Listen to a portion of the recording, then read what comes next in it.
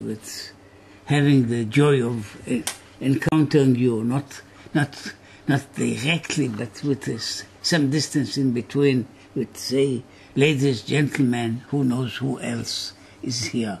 But possibly you will tell me later on if there was anything that was really interesting and unforeseen in the time.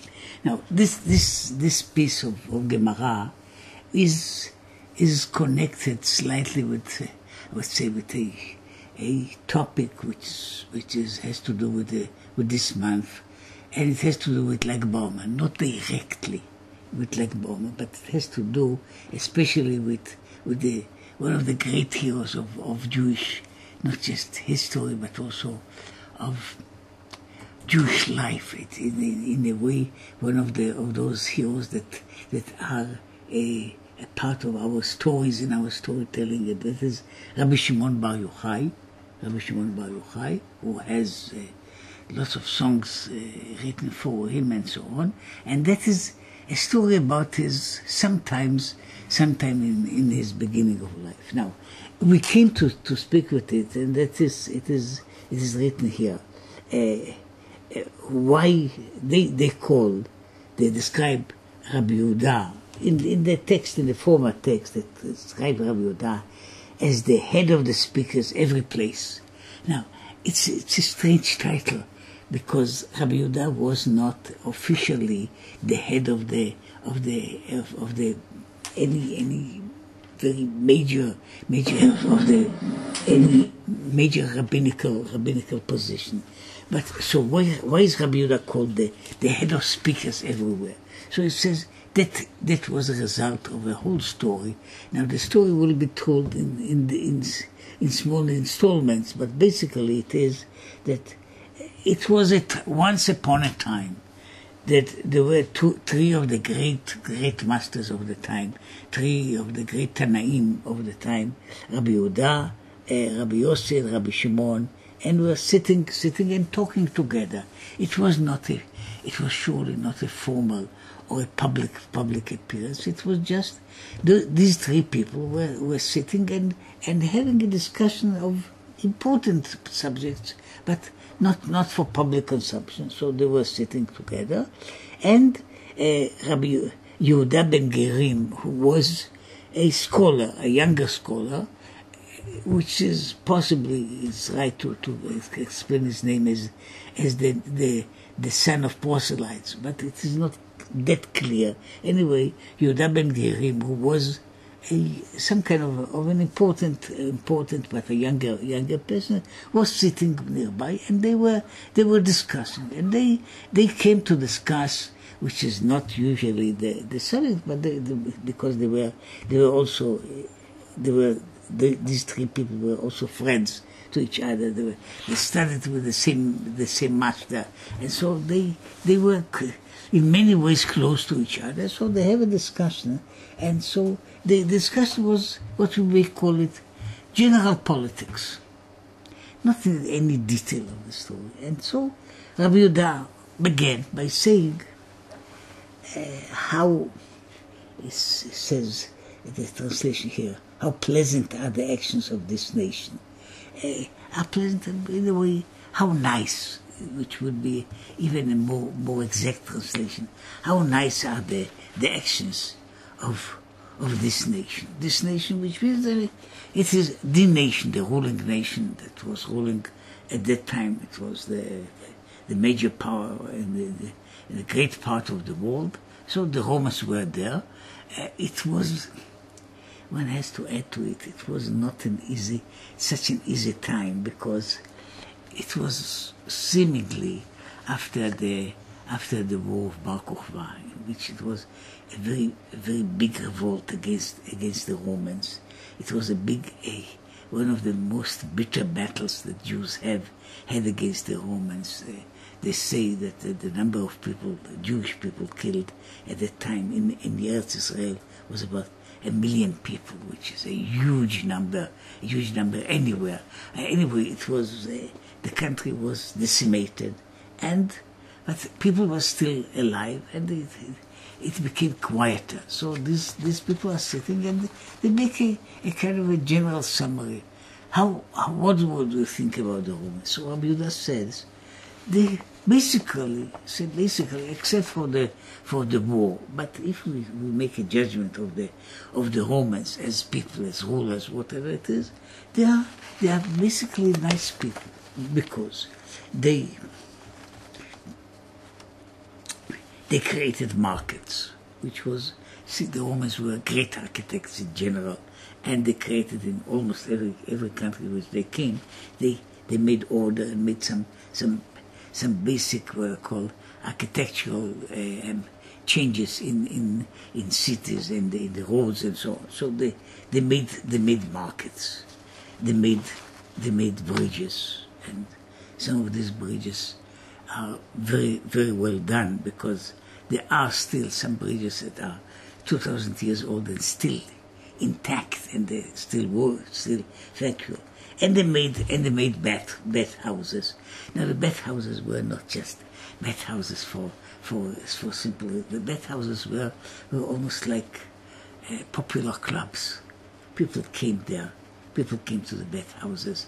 People spent time in the bath houses. It was a kind of people were doing it. It was a quite a popular and common way of enjoying oneself. So he says, so all in all, they are doing things. They are building, they are mending, they are changing, and they are doing the good things. So that's Rabbi Yehuda. Now, Rabbi Yossi kept quiet. Now, Rabbi Yossi is described in other places as a person that keeps his counsel. I mean, he's always waiting until he comes to a decision. So he was not, even though they were speaking, and basically it was not a public speaking, it was a discussion among friends, but still he kept quiet. He was thinking about it. And then Rabi Shimon Bar Yochai, who was again a friend of the former, but in many ways, in more than one way, a more fiery kind of a person. And Rabbi Shimon Bar Yochai says, and he speaks about the Romans in a very derogatory way. He says, whatever they did, they did only for their own uses and for their own wishes. I mean, it is not, they are really not interested in the welfare of the people, even though in many places they have done a great deal of work in almost all over the world, all over the Mediterranean and beyond it. But still, basically, all these things that you speak about the Romans, about whatever good things that the Romans did, was just it is for their own uses and for their own wishes. Okay, they made marketplaces. There are marketplaces just in order to put prostitutes in them. See, the prostitutes have to work somewhere. So what is a better place? You have big squares, big open places. So the prostitutes sit there and they do the business there. So that is just very utilitarian and surely not praiseworthy. They made all the bathhouses because they want to enjoy themselves. I say they are just these bathhouses. I would say they had in those times. One has to remember they had warm bathhouses that were very elaborate and very complicated. I mean, with central heating and with people staying there for hours, sitting, talking, doing exercises. Okay, so they did it just because they want to enjoy themselves. And they made the bridges because that is the point in which they can take toll. They can't get the taxes, the tolls from the people. So they needed to. They mended the roads that they made, and the bridges that they made are just points in which they can get more money. Which is, he looks at the Romans in this case. I mean, they are interested in their own wishes. They are just I don't know if such discussions are done in America, but out of America, many people are talking about all kinds of big powers, big empires, from Russia to United States, and trying to make a discussion, some kind of evaluation.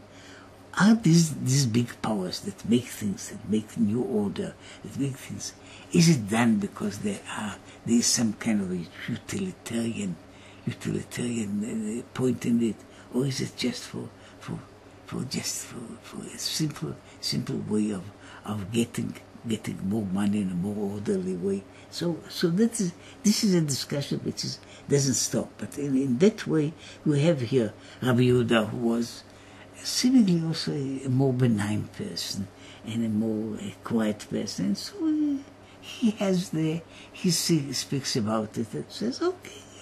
See, basically they're making the world better.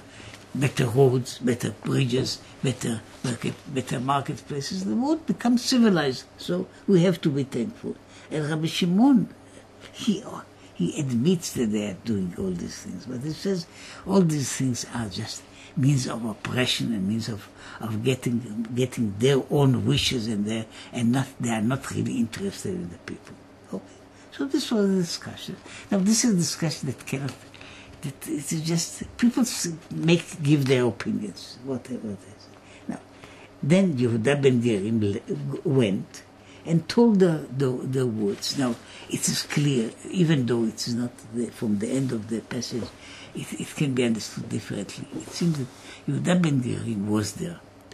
He went. It was a very interesting discussion, of course, because it was. People speak about big politics, and who is speaking? Some of the main leaders of the generation. They speak about it. So he told about the discussion. It is clear from the text that he was not an informer. He didn't want to inform anybody. He was interested, and it's surely an interesting subject. So he went and told the story. Now, because when stories are told, and that was incidentally, there was a rule that even though the discussions in Beit Midrash, in the place of study, were always open, but the idea was that nothing that has been discussed in the study hall doesn't go out. Now, that is a kind of a rule which, among other things, allows the scholars and the people that discuss things to have a freedom. Because when you know, as it is now, that you have a reporter under the table writing whatever you say, and when you have somebody making pictures, and somebody will tell the story to the next pair of interested parties, you can't really say what you mean. So you try to find out other ways and other means of telling things. Now, that's a problem all over the world, but it was, for a time, it was kept very, very tight in the Jewish schools. In fact, they say that somebody told the story that they heard in Beit Midrash 30 years later, and they didn't want to talk to him. He says, this is a babbler. See, after 20 years, you should have kept it quiet. So this Yehuda ben Gerim, it was an interesting discussion, usually not done in public, so he told it. And as it is, stories are told. They are told to people who are trustworthy. And you say, I'm telling only to you and not to anybody else. And of course, the stories spread, and the stories were heard in the circles of the government. So the Roman government heard about this discussion. So they got a nice report of what it was. So they made very fast decisions, because they were basically clear cut in many decisions. It said Yehuda, Rabbi Yehuda, who was praising us and make us, so to say, aggrandize us. So he will become big. He will be given a position that in every place where he comes, he will, by order of the government, will be the head of the speakers. So he got it. It wasn't Jewish understanding, but it was kind of it was the government decided that he is now the chief speaker for the Jew in every gathering. So Yossi that is kept quiet. He didn't say anything. We cannot do anything. So he should go to Tzipori. Tzipori is a big town. In fact, it is even though the sense here is that he will go to Tzipori, will be exiled to Tzipori. It seems that Rabbi Yossi wasn't exiled to Tzipori. It was a kind of a punishment to be confined to his native town. So he doesn't go to other places. He keeps in his own town and is not allowed to elsewhere. And Rabbi Shimon, who said such bad things about this, will be killed. So they condemned it to death. That's a very, very simple way. It's a traitor. He speaks against the government, and so he has to be killed. So that was the position. So then, it is an order. So and of course they sent policemen, whatever it is, to search for him. So he went, he and his son. He had we don't know, but seemingly his son was famous in other ways, and also traditionally is buried. See, the burial place of Rabbi Shimon Bar Yochai is now in the small city, around the small city of Miron, near the city of Safed, in the Upper Galilee. So their burial places, their tombstones are next to each other. He was also a very interesting person, and one can talk about him because there's enough material to talk about him as people, as in their way, their life, and so on. But anyway, he was the closest person to his father, so his father took him, and so what they did, they hid in the study hall. I mean, they were not at home. They left home. So when anybody at home was asked about them, so the wife or other people that remained there said they don't know. They fled, but they didn't flee very far. They fled in Beit Midrash. Beit Midrash it's usually not a place which is full of people. When people come, so everybody kept quiet. So they hid there. So every day, the wife of Rabbi Shimon used to bring them a piece of bread and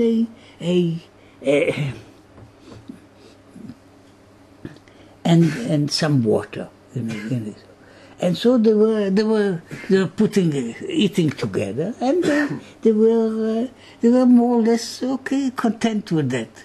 It's surely not a great or important meal, but it is there. So with the time, the order became harsher, which is what really happens in such cases is, see, there was an order. It was given by the government. So about Rabbi Yehuda, to make Rabbi Yehuda the head of the speakers, it was easy. To keep Rabbi Yossi in his town was also easy. To catch Rabbi Shimon, he wasn't caught. There are many times in which the government gives orders. Governments are apt to give orders, but they are not always keen about it. Here, because the situation, again, we can elaborate about the situation, the political situation. Political situation was still full of strife and fear and war behind it. So they thought that having Rabbi Shimon, who was seemingly, even from the beginning, one of the zealots, one of those who were following, like his teacher, Rabbi Akiva, following Bar Kochva and so on. So having him going on and preaching or speaking about it, so they made the orders became more tight. I mean, which was at the beginning some kind of an order which they hoped that there are all kinds of orders and they will be forgotten. It wasn't forgotten. It became tighter. So then Rabbi Shimon got frightened because he heard that they are searching for them in a more serious way. And therefore he says to his son, and that is that's a way that is, I'm afraid that with all the women here, I don't know if you will be offended, that Nashim Datan Kalan Alehem, women they are, how to say, impressionable.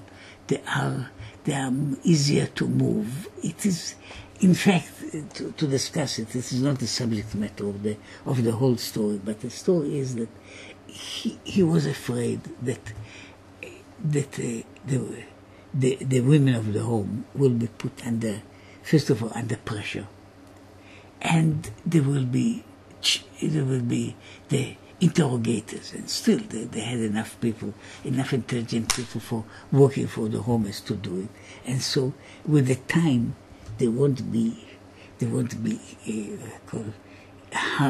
clear enough to keep the secret, because it wasn't such a big secret, and so it meant talking with them and pushing them and pulling and trying again to put more pressure on them. At the end, they will begin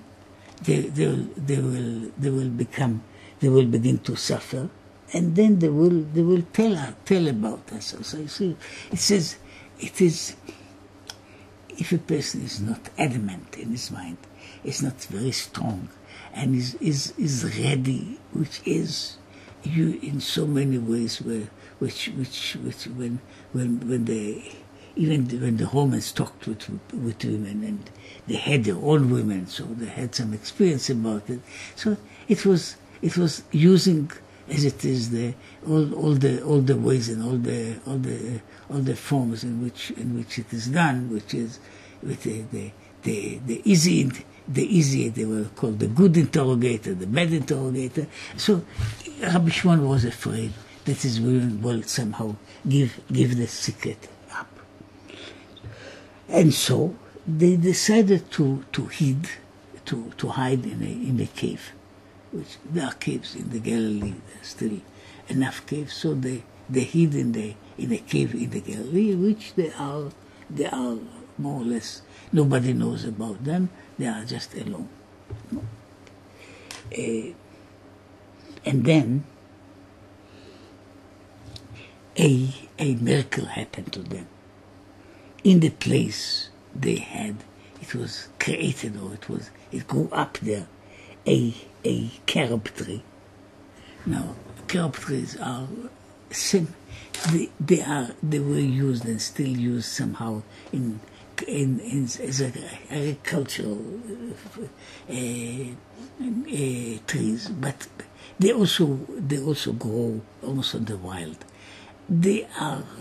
Fruit is not considered very it's very fun or very fancy, but it is carob fruit was considered something that, let's put it this way, and usually the carob fruit, which is, you have still, the trees are, if one of you goes to Jerusalem, you have one of the avenues, small avenues in Jerusalem, that has carob trees planted around it, and you can see the carobs falling along. Now, when the fruits, when the trees are watered and tended to, the fruits are better. They have a certain amount of sugar in them, so a person can sustain himself on that. Usually, even in those times, carob fruit was given to the animals.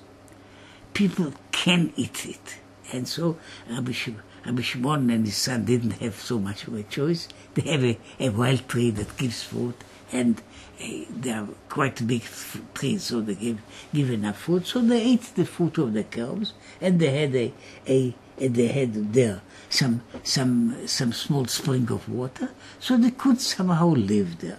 And now, because they were there and they didn't know how long they were there, they will be going there, and so they were afraid that being dressed there the dresses will spoil with being there, and nobody takes care of the dresses. So what they did was something. They did something which was a different way.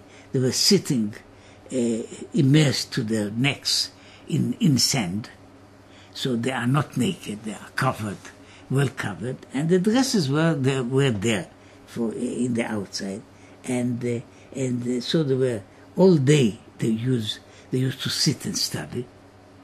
And well, let me just add that because in those times most of the study of Torah was done orally.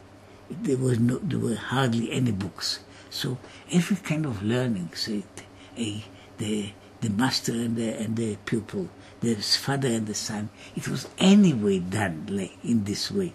So the master would say whatever has to be said, and then the pupil would try to learn to remember it by heart. That was the way that which the oral law went for hundreds, perhaps thousands of years, from one generation to another. And so in the time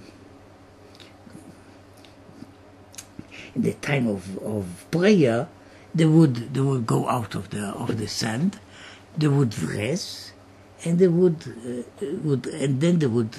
pray, because the notion is that prayer is also, among other things, it's not just an emotional thing. It's also a duty and a point in which a person stands. That is, I know that prayers are not considered now in the same level, but praying means I'm standing before the Lord. I'm not just standing before Him. I'm standing before Him in a way which is a you-thou meeting. It is, I am speaking, blessed art thou, God.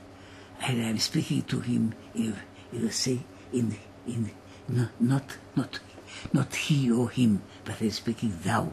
See, as close as I can. So that is a kind of a not just a ceremony, but also that is worship. And so because of that, they would dress properly and do the prayers. After praying, they would again would take off the clothes in order the clothes shouldn't waste, and they would just go back to the sand and sit and learn. And so they went on for a very long time, which is they are alone in some wilderness in the Galilee. The weather is not terribly hard. They had a source of food in some way. Possibly they could find some other herbs around there. They had water, and so they could survive. And that's what they did. They studied and survived, and as much as they could. It is about it, and if one thinks about this kind of the strange relationship, the strange connection, and the intensity of it. Intensity is people don't really have anything to do but they're sitting and transmitting the law, discussing the law, dealing with the law, and that's what they are doing. That's what they are doing. Now, that is, and it was always, it's even mentioned in some of the later time poetry about it, the time of Rabbi Shimon bar Yochai and his son in the cave, which is to be secluded and to do a life which is only done for one purpose, which is the study and the worship. And they were there, stayed there for about 12 years in the cave. So it's quite a long time, and in which lots of things changed. Incidentally, quite possibly the government of Rome changed. There was a new emperor. Now the new emperor of Rome was the emperor that fought against the Jews. Was possibly not so harsh, but he had a very bitter fight with them. Adrian died, the emperors after him were friendly to the Jews. Some of them especially friendly, and we know about them. So the atmosphere at least became better. But they didn't know anything about it. They were staying in the cave alone. So then stood Elijah the prophet, who is coming as a miracle, and stands on the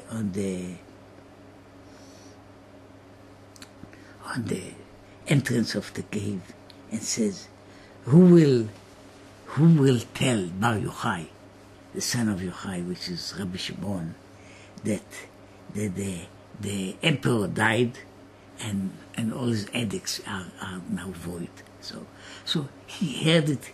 It didn't come as get a kind of an open revelation, because the story about Rabbi Shimon Bar Yochai and his becoming higher and higher spiritually, which is written in other books and other places, and he was from the very beginning an exceptional person, but with a very strong and very much internalized way of view, which we became more and more connected to to deal on one hand with the law, on the other hand dealing with what I call with the esoteric teaching. So this is Rabbi Shimon Bar Yochai. Anyway, he heard it that now there's a time they can be free. So they are now see the emperor is dead, so they can go home back. So they went out of the cave. Now, when they come out of the cave, just imagine they are for 12 years alone. And they are alone, immersed only in one subject. There's no other subject of discussion, no other thing. You don't see people. And they saw people that are doing what people are doing. The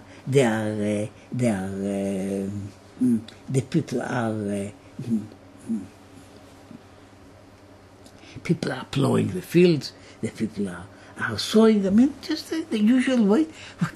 What they saw was just natural life, which was for them, see, being alone, even though not a big distance, but being alone in the cave. So they come and see people, just simple people. And so they said to each other, how can it be that people are just, what are they doing? They are living the eternal life, and they are dealing only with ephemeral aspects of life. So they said it's not the you see when a person they live the they live the life of hermits for years, and it's a very tight hermetic existence. They are living it, and there's only one subject, which is God and His Torah. This is the only subject in which they have it. They are discussing. So there's nothing else. And when they come out, when they see normal people, and they say, how can a person be like this? Don't they understand that the greatness of the Lord and the worship of the Lord is eternal and is what I call infinitesimal, and people are just doing all kinds of these little things. They are just busy in doing the daily work. And so it says, where every place they were looking at, it would be burnt, because they gained such powerful personalities that were there. The fact that they were displeased, that they were not happy with the world, was immediately like what we call it wasn't a curse. They didn't go to in any kind of like cursing, but their feeling of that the world is unworthy was something that they are so to say, they seem to be like wholly, completely unified unique kind of people that are only living in their life and in God and with God. And so they are killing the world. The world cannot exist with them. And so it says, it came a voice from heaven and says to him, do you go? Did you get out of the cave to destroy my world? Go back to your cave. If you can't understand the world, and when you are going out and you see normal people, not bad people, just normal people, when you see those normal people out in the working, and you cannot say that you are killing them, so you go back. You are not fit to be with people, and so they came back, and they were sitting another 12 months in the cave, as they said that they had a verdict which was that they did behave well, that the way that they behaved, the way that they spoke was not just harsh, but it was unjust. So they should be punished for it. So they are going again to this exile. Now they are going it as not just to save themselves, but also to feel that they are punished for being now alone, and in order to atone for what they are, for the inability to understand the normal people. So they, after 12 months, they decided it's possibly enough for us, because they say that the judgment of the wicked in hell is also only for 12 months. So we stayed here for 12 months. It's like being sent to hell. And so again, they heard the voice saying to them, which says, "Go out of your cave. You are allowed to go out now." And then again they are going out, and the world is the same world. See, the world didn't stop to be a normal world. People working, staying, talking with each other. It's a usual world. Now it says there, in every place which Rabbi Elazar would, by his anger, hate the people, because he was. You have to remember, he was much younger. And he was full of enthusiasm, and he was a real zealot then. He changed with the time also, but at that time he was so. He still couldn't understand the way that people are living a normal life. But Rabbi Shimon was an older person. He began to understand that it is more complex. It's not a simple way of black and white, of the right way. It's not the right way and the wrong way. It is a more complex way. So he would heal the world, and he would tell his son, please don't be so angry. You say that how can a world be without God? How can people go and drive their cars and go into the stock market? How can people go and go to the supermarket to buy a new brand of food? I mean, it is just so unimportant and unworthy. And so, because Rabbi Elazar says the world is the only thing that is worthwhile for people is that you do as a person, as a man, you have only one basic duty, which is fit for a man, which is you worship God. And now you come to a world, and people are doing all kinds of things. So Rabbi Shimon tries to suit him, and at the end, when he says, "How can a world exist like this?" he says, "My son, it's enough for the world that just me and you. See, it's enough. We are the two people that are devoted completely, entirely to worship of God." And it's similarly when we speak about the world, the universe, in a way. The universe, it is not just what everybody can achieve. It is the achievement of the very few what I say, these few chosen ones, and they're the chosen of the chosen. Those people who are completely in a different realm. This is enough for the world. This is enough, as in other sources it speaks about it. It says, when there is one person that has a clear awareness of the divine, then he is enough to justify the existence of the world. So all the world is just a framework for such a person to exist, because it says, if the main point is of the world is to be in contact with God, and that is what the people should to achieve to. So most people cannot. But if there is one person, he's really fulfilling the aim. He is making it. It is now worthwhile to have a world. It is, see, that is the only, if it is, we call it the voice of the Lord is calling to humanity, and we somehow we are stuck here, and we don't listen, and so the voice is speaking without nobody. If one person hears it, it means there's now a communication, there is a justification for the existence of the world. So it says there are two of us, and we are really living in this world. So it's enough. We shouldn't stop other people from doing what they do. And so they are walking again in the same time, and they say, it was then the evening before beginning of Shabbat, and so they saw an old man holding in his hand 2 bunches of myrtle, and running it was just before the night of Shabbat. He's seemingly running home with bringing the myrtles home.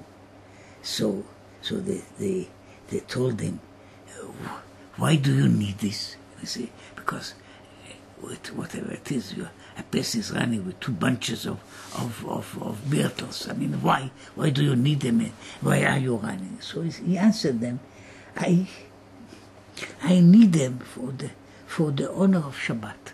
So I want to make the Shabbat to honor the day of Shabbat. So I'm taking this what I call this scented branches in order to do something to honor the Shabbat, because it is still in some places it's still accustomed to have it done, even in our times. But basically it was the idea is that in honoring the Shabbat, not everybody can honor it in every way. So even poor people can get some branches of myrtles, which are in those places and times are almost wild plants. So to take them home and to have some scent in the home for the honor of Shabbat. So they asked him, why do you need two bundles? One of them is enough. Isn't one enough? And so he says, he answered them. One is is connected with the notion of what is written in the first version of the 10 Commandments. Remember the day of Shabbat. The other one is against for the second version of the day, the law of Shabbat, which is keep the law of Shabbat. So it says, so I'm taking the 2 branches because they are reminded me of the two facets of Shabbat, which in a different way are the positive and the way that in which people are doing things, and the other side, which is keeping from not doing anything that is not permitted. So he says, then Rabbi Shimon says to his son, you see how the people of our Jewish people love the mitzvot. So you didn't understand that the fact that they are working so very hard all the day doesn't mean that they are forgotten, that they are neglecting everything. They still have it, and you see this old man just running to have a little bit of Shabbat. So, and then at this time they became slightly what we call appeased. So they saw that it is the world is not so bad, which is a kind of an answer about it is, as you see, the story has two or more layers in it, and the one of the layers is again the historical, the political story there, which is the beginning. But after that you have the idea of which is not the usual way, but Rabbi Shimon Bar Yochai was anyway. He was an extremist all his life, and he was an extremist and a person that was given to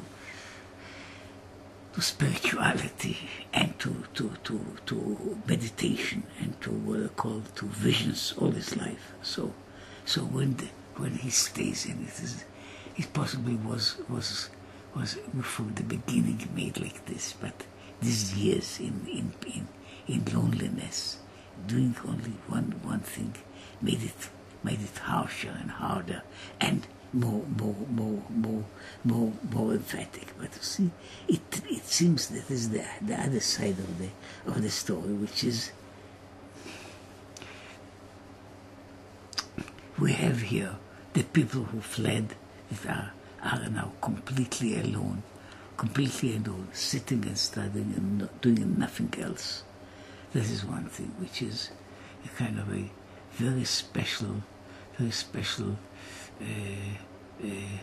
a monkish kind of a life, not in any format, but still in a way in which people are alone and devoted only for worship. And then the continuation of the story is a continuation with the Gemara does. See, these people became perhaps too extreme. They couldn't see the world in any other view. See, you have the only meaning of the world is worship. The only meaning of the life is worshiping God. So can people just go on and live their normal life? See, working at the field, working at what they have. Can people go on like this? And so in that they are just what I call slapped over the hand, so to say. They are not punished in a much harsher way, but slapped, and they are told you should reconsider it. And so they stayed there, and they begin to reconsider that it doesn't mean what they see in the world and what their own experience. Their own experience is the experience of those very few, always the few, who can live a life that is devoted only for worship. But it is they are singular people, very few of them that can exist in the world. But there is a world of people they have to support the continuous existence of the world and whatever is in it. So you have to see it. And then if you accept it and you are not too angry as the son was at the beginning, you find out then that the same people that you say, okay, you have them. They are, and you can say, okay, here, look at these people. They are Americans. The only thing that they think about is possibly money, a little bit of sex, and what else? Some kind of going for a vacation to the Bahamas. So is this a life of a human being? Is this a life of a human being? So you say, okay, it is perhaps not a complete life to justify humanity. And if you speak about humanity, perhaps humanity needs higher purposes and higher aims. But the people are not completely forgetful. When you think that the people don't really know and don't really care, they do care.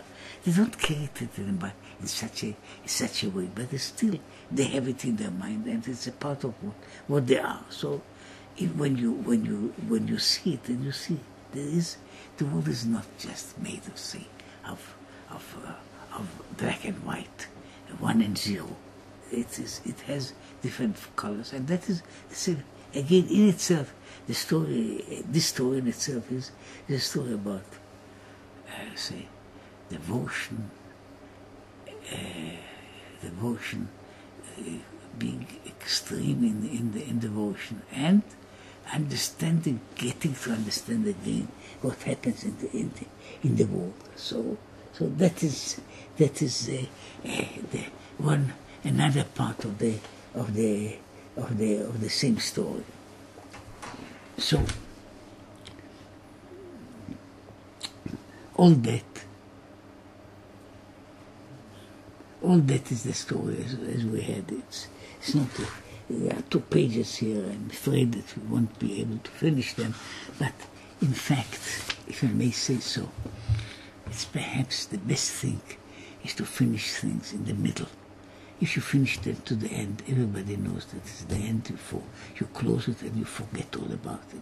If you finish it in the middle, you want to know, so what is the end of the story? So in fact, the fact that we are finishing just in about the middle of the story, there's another full page that goes on with the continuation of the story. So it is perhaps which is the real purpose is not to have a meeting from a distance and hearing somebody talk. The idea is that if you get interested and you get immersed in it and you want to know what the end is, that is the real achievement. Okay, so now you have your time to sit, to think about it, to ask the very harsh questions, and possibly very sharp questions, and possibly very, very brilliant questions, and we'll try to deal with them a little bit later.